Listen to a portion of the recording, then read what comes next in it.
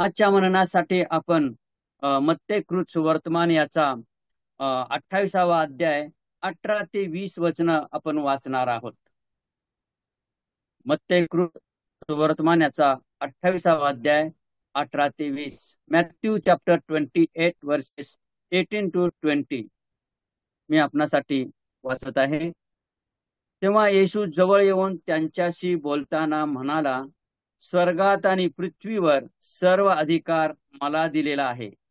तेव्हा तुम्ही जाऊन सर्व राष्ट्रातील लोकांस त्यास पित्याच्या, पुत्राच्या व पवित्र आत्म्याच्या नावाने बाप्तिस्मा द्या.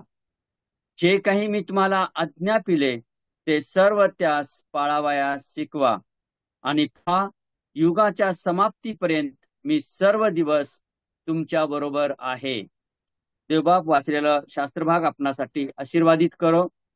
या शास्त्रभागामध्ये प्रियजन व आम्हाला वाचल्या शास्त्रभागामध्ये 5 गोष्टी आपल्या समोर या शास्त्रभागातून पाहावयास मिळतात. प्रभूने आपल्या समोर ठेवलेल्या आहेत.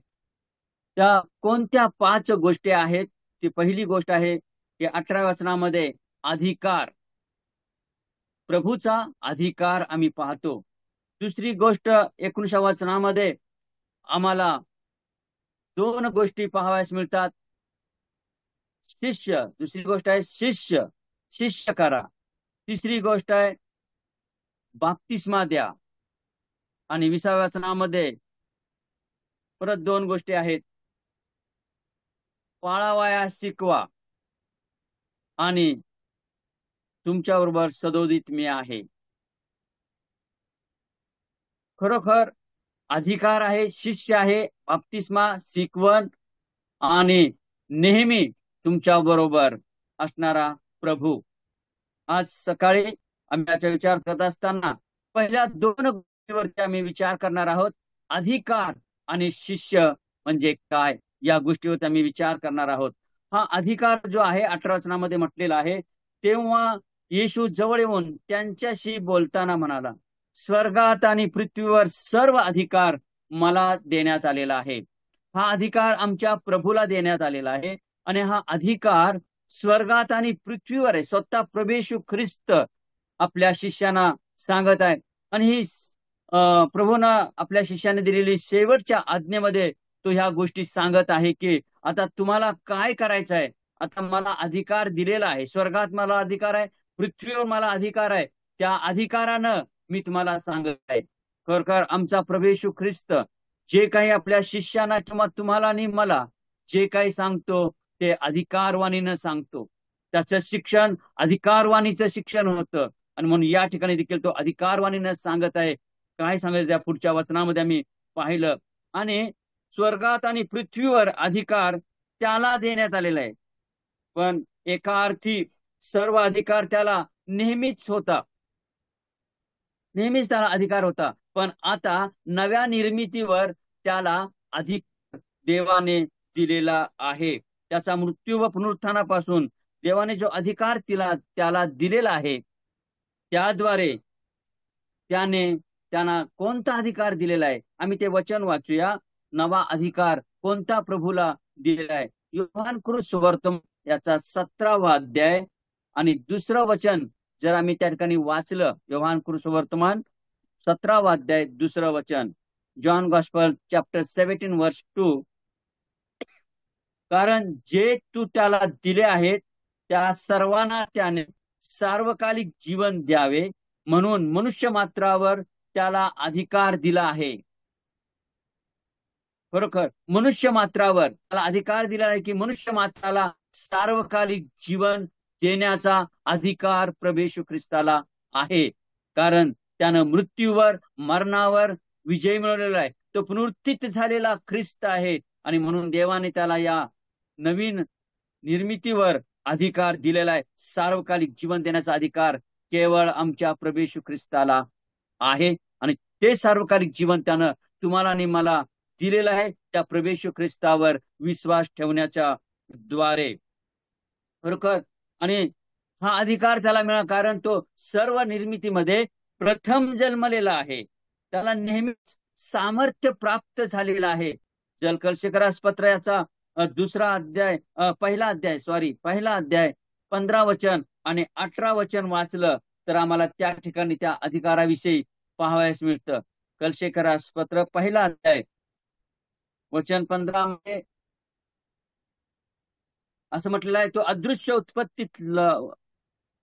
अदृश्य देवाचे प्रतिभा आहे, तो सर्व उत्पत्तीत ज्येष्ठ आहे. सर्व उत्पत्तीत तो ज्येष्ठ आहे. सर्व निर्मितीमध्ये, सर्व उत्पत्तीमध्ये तो सर्व अधिकारी आहे. आणि तोच शरीराचे म्हणजे मंडळीचे मस्तक आहे. आधी मृतातून प्रथम जन्मलेला आहे, अशासाठी की सर्वांमध्ये त्याला प्राधान्य मिळावं, सर्वांमध्ये त्याला अधिकार आहे. स्वर्गात, पृथ्वीवर, मंडळीमध्ये, नवनिर्मितीमध्ये आमच्या प्रभूला अधिकार आहे. अशा या अधिकार असल्या कारणाने प्रभूने आपल्या शिष्यांना आज्ञा केलेली आहे. आज ते आज्ञा केवळ शिष्यांना, आज तुम्ही आम्ही ज्या प्रभू येशू ख्रिस्तावर ज्याने विश्वास ठेवलेला आहे त्या सर्वांना प्रभूनं आज्ञा केलेली आहे. आणि तो म्हणत आहे, तेव्हा तुम्ही जाऊन सर्व राष्ट्रातील लोकांस काय करा, शिष्य करा. प्रभूनं आम्हाला जाण्यासाठी अधिकारवाणीनं सांगितलेलं आहे, तुम्ही जा. आज आम्ही जात आहोत का? प्रभूचं आज्ञापालन आम्ही करत आहोत का? प्रभूनं आम्हाला जाण्यासाठी सांगितलेलं आहे. आणि काय एक काम दिलेलं आहे, शिष्य करा. आज लोक देवापासून दूर आहेत, पापामध्ये जीवन जगत आहेत. अशा लोकांच्या पर्यंत तुम्हाला आणि मला प्रभू जाण्यासाठी सांगत आहे. आणि त्या शिष्य करा या शिष्यत्वाविषयीच्या 4 गोष्टी आज मी या थोड्या वेळात तुमच्या समोर ठेवणार आहे. शिष्य म्हणजे काय, कोण होऊ शकतो शिष्य? या ठिकाणी त्यातली पहिली गोष्ट आम्ही शिष्यत्वाविषयी पाहत असताना शिष्यत्वाच्या महत्वाच्या 4 गोष्टी त्यातली पहिली, शिष्य म्हणजे प्रभू येशूवर विश्वास ठेवणारा. फार महत्वाची गोष्ट आहे. कोण शिष्य आहे? ज्याने प्रभू येशू ख्रिस्तावर विश्वास ठेवलेला आहे, ज्याने त्याचा अधिकार आपल्या जीवनात मान्य केलेला आहे, तो शिष्य आहे. प्रभू येशू ख्रिस्तावर विश्वास ठेवणारा असा तो आहे. आणि म्हणून मनापासून अगदी परमेश्वरावर भाव ठेवणारा असतो जो शिष्य असतो.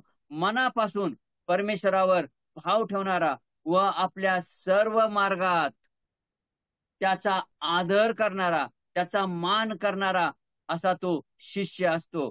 प्रभू ईश्वर विश्वास ठेवून आपल्या सर्व मार्गात, आपल्या जीवन कार्यामध्ये त्याचा आदर, त्याचा सन्मान, त्यानं सांगितलेल्या गोष्टी ऐकून त्याप्रमाणे करणारा तो असतो. म्हणून जो शिष्य आहे तो प्रभू येशूवर विश्वास ठेवणारा असतो.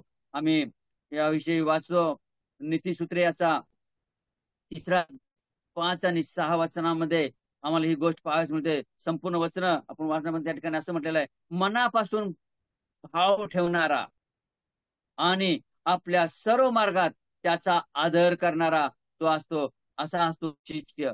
आज आम्ही आमच्या जीवनामध्ये परमेश्वरावर भाव ठेवत आहोत का? आज आमचा भाव कोणावर आहे?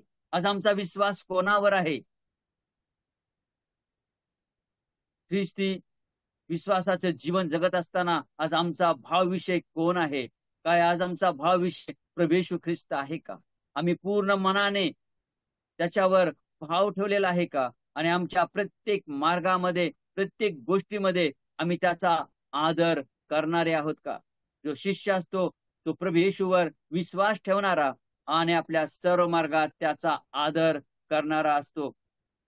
इतकंच नव्हे, जेव्हा आम्ही हे जीवन जगत असताना जीवनामध्ये जेव्हा भीती वाटते तेव्हा मनापासून परमेश्वरावर तो भाव ठेवणारा असतो. आणि म्हणून स्तोत्रकर्ता आम्हाला सांगतो, स्तोत्र 56 आणि 3, Psalm 56 verse 3, स्तोत्रसंहिता 56 आणि 3 मध्ये देवाचं वचन आम्हाला सांगतं. त्या ठिकाणी स्तोत्रकर्ता म्हणतो, मला भीती वाटेल तेव्हा मी तुझ्यावर भरवसा टाकेन.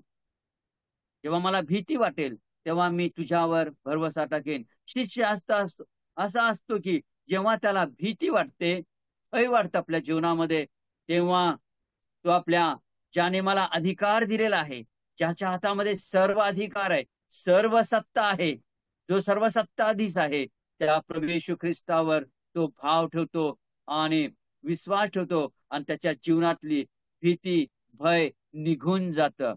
असा असतो शिष्य. आज आमच्या जीवनामध्ये जेव्हा आम्हाला भय वाटतं, आज जेव्हा आम्ही जगामध्ये बाहेर पाहत आहोत, बाहेर जायला की आम्हाला भीती आहे, लोकांना जाऊन आम्ही सांगावं तर भीती आहे, भय आहे. पण अशा परिस्थितीमध्ये देखील आम्ही प्रभू येशू ख्रिस्तावर विश्वास ठेवून, प्रभू येशू ख्रिस्ताचं भय धरून अशाही परिस्थितीमध्ये आम्ही जाऊन देवाचं वचन, देवाची सुवार्ता लोकांना सांगण्यासाठी प्रभू आम्हाला धैर्य पुरवतो, अधिकार देतो, सामर्थ्य देतो.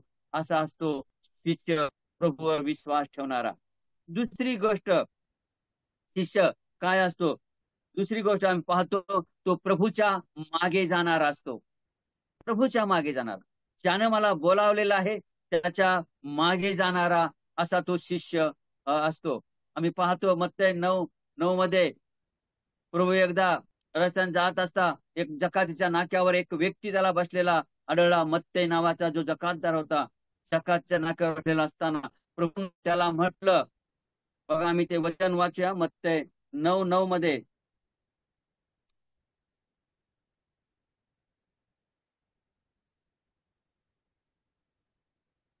मत्ती 9:9. मग तेथून जाताना येशूने मत्ती नावाच्या मनुष्याला जकातीच्या नाक्यावर बसलेले पाहून त्याला म्हटले, माझ्या मागे ये.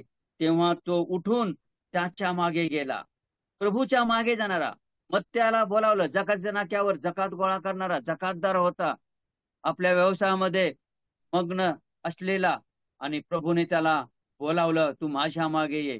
त्यानं त्याच ठिकाणी तो आपला व्यवसाय सोडून, आपलं काम सोडून प्रभूच्या मागे गेला आणि तो प्रभूचा शिष्य झाला. आणि त्याच मत्त्यानं मत्ती सुवर्तमान यहुदी लोकांसाठी लिहून ठेवलेला मी पाहतो. सांगण्याचं तात्पर्य, प्रभूच्या शिष्य म्हणजे प्रभूच्या मागे जाणारा. मग आपलं काम, आपल्या गोष्टी सर्व काही सोडून देणारा. इतकंच नव्हे, जर आम्ही मार्क याचा पहिला अध्याय 16 ते 20 वचन वाचले, आम्ही त्या ठिकाणी ती सर्व वचन वाचणार नाही वेळेअभावी. मार्क वर्तमान याचा पहिला अध्याय 16 ते 20 वचन वाचले तर त्या ठिकाणी प्रभूनं 4 लोकांना आपल्या मागे बोलावलेला आहे. पहिला आहे सिमोन पेत्र आणि अंद्रिया. समुद्रामध्ये जाळी टाकत असताना, मासे पकडण्यासाठी जाळी टाकत असताना प्रभूनं त्यांना बोलावलं आणि त्याने आपली जाळी तिथेच सोडली आणि ते प्रभूच्या मागे गेले आणि ते प्रभूचे शिष्य झाले आणि प्रभूने त्यांना माणसे धरणारे केले. आज जर आम्ही आमचं सर्व सोडून प्रभूच्या मागे जात आहोत, प्रभू आम्हाला जर बोलावत आहे, जे प्रभूच्या मागे जातात त्यांना प्रभूनं काम दिलेलं आहे माणसं धरण्याचं. आज आम्हाला माणसे प्रभूसाठी धरायचे आहेत आणि त्यासाठी जाऊन सुवार्ता सांगण्याची गरज आहे. आणि मग खाली 20व्या वचनामध्ये, 19-20 वचनामध्ये, त्याच मार्क वर्तमान पहिला अध्याय 19-20 वचनामध्ये जब्दीचे 2 मुलं याकोब आणि योहान आपला बाप जब्दी याच्याबरोबर जाळी नीट करत होते, स्वच्छ करत होते. पुन्हा कामाला जायचंय, पुन्हा मासे पकडण्यासाठी जायचंय. आणि अशा वेळेला त्यांना प्रभूनं बोलावलं आणि त्यांनी तिथेच जाळी, आपला बाप जब्दी याच्यावर जाळी तरवा सोडून ते प्रभूच्या मागे गेले. प्रभूचे ते शिष्य झाले. शिष्य म्हणजे प्रभूच्या मागे जाणारा. एवढंच नव्हे, पेत्राचे पहिले पत्र 2रा अध्याय 19 वचनामध्ये जर वाचलं, प्रभू मागे जाणारा असताना आम्हाला दुःख सहन करावं लागणार. प्रभूने ते दुःख सहन केलेलं आहे आणि त्याच्या भागात असं म्हटलेलं आहे, त्याच्या पावलावर पाऊल ठेवून चालणारा शिष्य काय असतो? पावलावर, प्रभूच्या पावलावर पाऊल ठेवून चालणारा तो शिष्य असतो. प्रभूच्या मागे जाणारा आणि प्रभूच्या पावलावर पाऊल ठेवून चालणारा असा तो शिष्य असतो. आज तुम्ही आणि मी देखील प्रभूच्या पावलावर पाऊल ठेवून आम्हाला चालायचं आहे, प्रभूच्या मागे जायचं आहे. प्रभूने दिलेलं कार्य तुम्हाला आणि मला करायचं आहे. त्यासाठी दुःख, कष्ट, त्रास सहन करण्यास प्रभू आम्हाला शक्ती पुरवणार आहे. प्रभू आम्हाला सामर्थ्य पुरवणार आहे, कारण तो आमचा अधिकारी आहे. तिसरी गोष्ट आम्ही या ठिकाणी पाहत आहोत, तो शिष्य आहे. शिष्य म्हटला की तो काय असतो? या ठिकाणी प्रभूच्या चरणाजवळ बसून शिकणारा. केवळ प्रभूवर विश्वास ठेवणारा नव्हे, प्रभूच्या मागे जाणारा नव्हे, तर प्रभूच्या चरणाजवळ बसून शिकणारा असा शिष्य असतो. शिष्य म्हणजे प्रभूच्या, जिथं प्रभू आहे तिथं प्रभूजवळ बसून प्रभूजवळ शिकणारा आहे.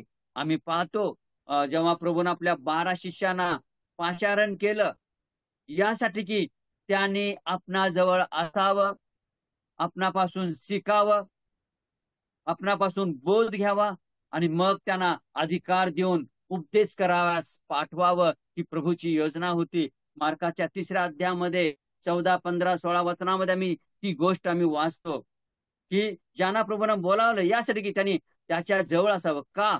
प्रभूपासून शिकावं, त्याच्यापासून ज्ञान घ्यावं. आणि म्हणून जे 12 शिष्य प्रभू बरोबर 3.5 वर्ष राहिले आणि मग प्रभूनं त्यांना पाठवलेलं आहे. आणि मग जे प्रभूनं त्यांना आज्ञा दिली, जे प्रभूनं त्यांना शिकवलं, जे प्रभूनं त्यांना घडवलं, त्याप्रमाणे त्यांनी कार्य केलं. आणि एवढं म्हणून या 12 शिष्यांच्या द्वारे जगाची उलटा पालट झालेलं आहे. आज आम्ही देखील जर आम्ही प्रभूचे शिष्य झाला आहोत, आम्ही प्रभूवर विश्वास ठेवलेला आहे, आम्ही प्रभूच्या मागे जात आहोत, तर प्रभूच्या पायाजवळ बसून त्याचं वचन शिकूया आणि मग त्याच्याकडून सामर्थ्य प्राप्त करून घेऊया. आणि मग जाऊन प्रभूनं दिलेलं कार्य तुम्हाला आणि मला करायचं आहे. आम्ही लुकाच्या 10व्या अध्यायामध्ये एका व्यक्तीविषयी वाचतो. प्रभू येशू ख्रिस्त एकदा एका गावात जात असताना आणि मग त्या ठिकाणी लूक 10वा अध्याय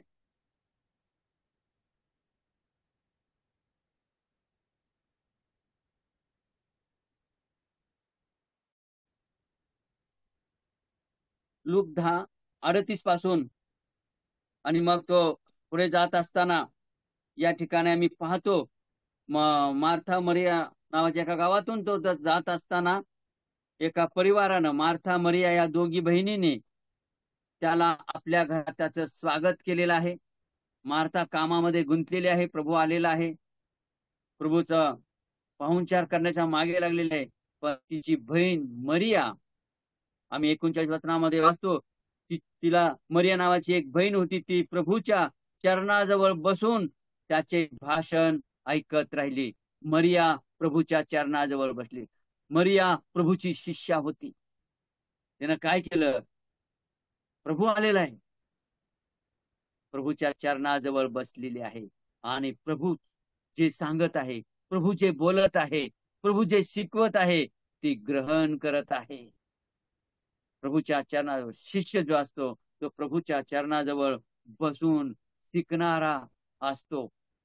आणि जे प्रभूच्या चरणाजवळ बसून शिक्षण घेतात, प्रभू त्यांची वाहवा करतो, प्रभू त्यांची प्रशंसा करतो आणि प्रभू त्यांना ज्ञान देतो. आज आम्ही जर प्रभूचे शिष्य आहोत, तर प्रभूच्या चरणाजवळ बसून आम्ही शिकूया, प्रभूपासून शिक्षण घेऊया. प्रभू आम्हाला शिकवणार आहे, प्रभू आम्हाला सहाय्य करणार आहे. आणि म्हणूनच प्रभूनं मत्तयाच्या 11व्या अध्यायात 28-29 वचनामध्ये त्यानं एक आव्हान केलेलं आहे. काय म्हणतो? कष्ट व भाराक्रांत जन्म तुम्ही सर्व मजकडे या आणि माझ्यापासून शिका, म्हणजे मी तुम्हाला विश्रांती देईन. आणि 29 वचनापासून म्हणतो, मी जो मनाचा सौम्य व लीन, त्या माझ्यापासून शिका. हा असा आमचा गुरु आहे, हा असा आमचा शिक्षक आहे की जो सौम्य आहे, लीन आहे, तो आपल्या शिष्यांना शिकवतो. जो लीन आणि नम्र, असा आमचा गुरु, असा आमचा प्रभू आहे. त्याच्या चरणाजवळ आम्ही बसून आम्ही शिकूया, आम्ही देखील त्याच्यासारखं नम्र होऊया, त्याच्यासारखं आम्ही शिक्षण घेऊन आम्ही आज लोकांना जाऊन शिकवण्याची, लोकांना जाऊन शिष्य करण्याची गरज आहे. आणि केवळ विश्वास ठेवणारा असतो असा शिष्य नाही, तर प्रभूच्या मागे जाणारा आहे एवढंच नाही, तर प्रभूच्या पायाजवळ बसून शिक्षण घेणारा, प्रभूपासून शिकणारा आणि मग जाऊन इतरांना शिकवणारा, इतरांना बोध करणारा, इतरांना मार्गदर्शन करणारा आणि इतरांना प्रभूच्या मागे आणणारा असा तो शिष्य होतो. आणि एवढंच नव्हे, शिष्यत्वाचं म्हटलं की चौथी गोष्ट शिष्यत्वाच्या बाबतीत आम्ही पाहतो ती म्हणजे प्रभूसाठी किंमत भरणारा. प्रभूसाठी किंमत भरणारा. लूका वर्तमान याचा 14वा अध्याय आणि 26 आणि 33 वचन जर आम्ही वाचलं, लूका वर्तमान याचा 14वा अध्याय 26 वचनामध्ये आम्ही वाचतो, जर कोणी, प्रभू येशू ख्रिस्त या ठिकाणी म्हणतो, खरे शिष्य कोण? जर कोणी माझ्या मागे येईल पण आपला बाप, आई, बायको, मुले, भाऊ व बहिणी यांचा आणि आपल्या जीवाचाही द्वेष करणार नाही, तर त्याला माझा शिष्य होता येणार नाही. यासाठी आपले जे प्रिय लोक आहेत त्या प्रिय लोकांचा देखील त्याग करणं, म्हणजे त्यांना पूर्णपणे सोडून द्या असं नाही. मला जर प्रभूच्या मागे जायचं आहे, मला प्रभूची सेवा करायची आहे, मला प्रभूचे शिष्य व्हायचं आहे, मला प्रभूच्या पायाजवळ बसून शिकायचं आहे, आणि जर हे लोक मला अडकवत असतील तर त्यांचं न ऐकता प्रभूचं ऐकून प्रभूच्या मागे जायचं आहे, आणि त्यासाठी मला किंमत भरायची आहे. आणि 33व्या वचनामध्ये म्हटलेलं आहे, म्हणून त्याचप्रमाणे तुमच्यापैकी जो कोणी आपल्या सर्वस्वाचा त्याग करीत नाही त्याला माझा शिष्य होता येत नाही. आम्हाला प्रभूसाठी सर्वस्वाचा त्याग करायचा आहे, आपल्या जीवाचाही, आपल्या सर्वस्वाचा त्याग करून, त्यागाची किंमत भरून आणि प्रभूचा वधस्तंभ घेऊन आम्हाला प्रभूच्या माग जाण्याचं आहे. खरोखर प्रभूची स्तुती असो. आम्ही 4 गोष्टी शिष्यत्वाचा विषय पाहिलेल्या आहेत, आणि मत्ती कृष्णात 28 अध्याय 18 ते 20 यामध्ये ज्या 5 महत्वपूर्ण गोष्टी प्रभूने सांगितलेल्या आहेत त्यातल्या 2 गोष्टी, अधिकार, प्रभू येशू ख्रिस्ताला अधिकार आहे. स्वर्गात आणि पृथ्वीवर सर्व अधिकार प्रभूचा आहे. नवनिर्मितीवर त्याचा अधिकार आहे. आज तुमच्या माझ्या जीवनावर त्याचा अधिकार आहे. त्या अधिकाराने त्यांना सांगितलेलं आहे, तुम्ही जा आणि सर्व राष्ट्राला शिष्य करा. शिष्य म्हणजे विश्वास ठेवणारा, प्रभूच्या मागे जाणारा आणि प्रभूच्या चरणाजवळ बसून शिकणारा आणि प्रभूसाठी किंमत भरणारा. प्रभू करो. आणि अशा प्रकारे प्रभूसाठी किंमत भरून प्रभूचं शिष्यत्व पत्करून प्रभूच्या मागे जाण्यास आणि प्रभूने दिलेल्या आज्ञेचं पालन करण्यास प्रभू तुम्हाला आणि मला सहाय्य करो.